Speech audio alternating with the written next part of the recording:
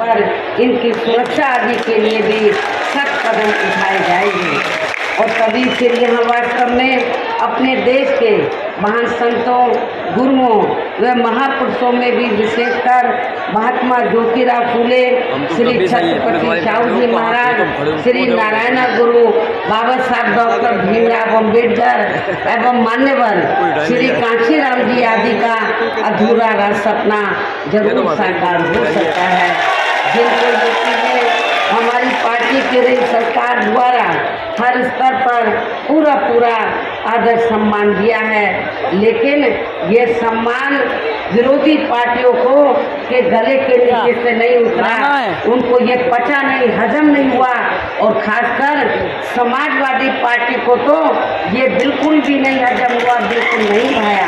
और समाजवादी पार्टी की सरकार ने, श्री अखिलेश यादव की सरकार ने क्या किया कि जिन संतों, गुरुओं और महापुरुषों के नाम से जो दबे कुचले समाज में संत, गुरु और महापुरुष पैदा हुए, उनके नाम से जो जिले रखे हमने, जो पार्क आदि बनाए या फिर संस्थानों के नाम रखे, तो उनमें से काफ़ी संस्थानों के नाम, जिलों के नाम इन्होंने बदल दिए। ज़्यादा दूर आपको बनारस में से हमने भदोई जिला बनाया, भदोई जिले का नाम हमने संत रविदास जी के नाम से रखा, उसको भी अखिलेश यादव की सरकार ने बदल दिया था।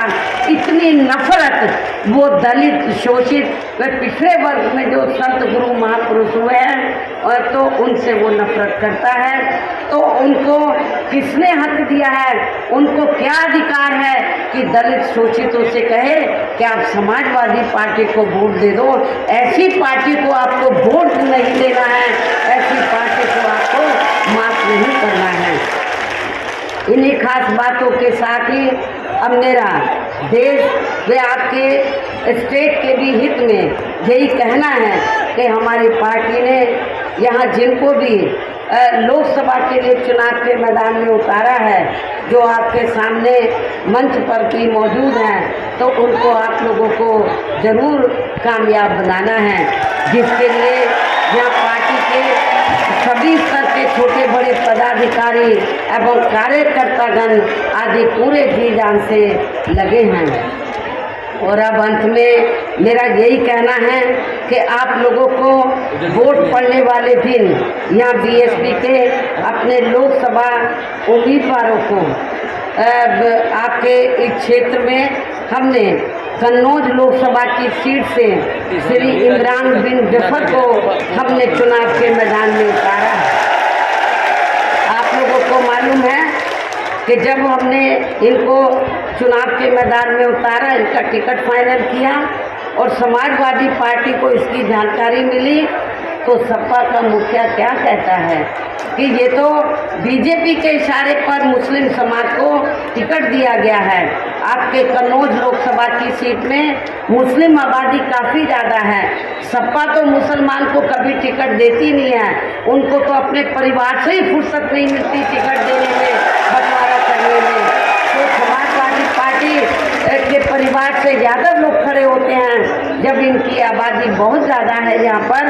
और यदि जब हम मुस्लिम को टिकट देते हैं, उनका हक देते हैं, वो भी इनके गले के नीचे से नहीं उतरता है। मुस्लिम समाज के लोगों को इस बात को ध्यान में रखकर अपना एक भी वोट सपा को नहीं देना है, बल्कि बहुजन समाज पार्टी के उम्मीदवार श्री इमरान बिन जफर को देना है।